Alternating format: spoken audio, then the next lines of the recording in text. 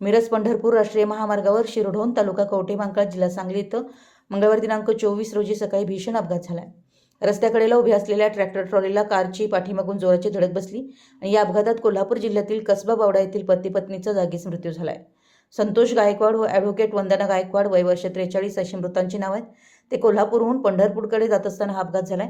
या घटनेमुळे परिसरात मोठी खळबळ उडाली असून हळहळ व्यक्त होते. महामार्ग पोलिसांकडून मिळालेल्या माहितीनुसार सकाळी 7:15 वाजण्याच्या सुमारास शिरढोण गावच्या हद्दीत महादेव रेस्टॉरंट समोर हा अपघात घडलाय. संतोष गायकवाड हे पत्नीसोबत कारनं MH09 FJ 2815 मिरजकडून पंढरपूरकडे जात होते. दरम्यान रस्त्याकडे उभ्या असलेल्या ट्रॅक्टर ट्रॉली क्रमांक MH9 CJ 2671 ट्रॉली क्रमांक MH13 T 0939 ला त्यांच्या कारची पाठीमागून जोराची धडक बसली. धडक इतकी भीषण होती की कारच्या पुढील भागाचा चक्काचूर झाला होता. यात संतोष गायकवाड व ॲडव्होकेट वंदना गायकवाड यांचा जागीच मृत्यू झालाय.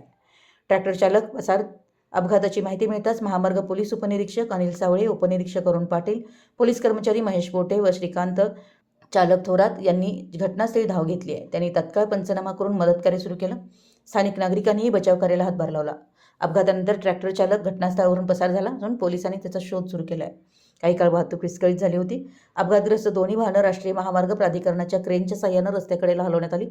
काही काळ वाहतूक ही विस्कळीत झाली होती. मात्र पोलिसांनी तात्काळ परिस्थिती नियंत्रणात आणली.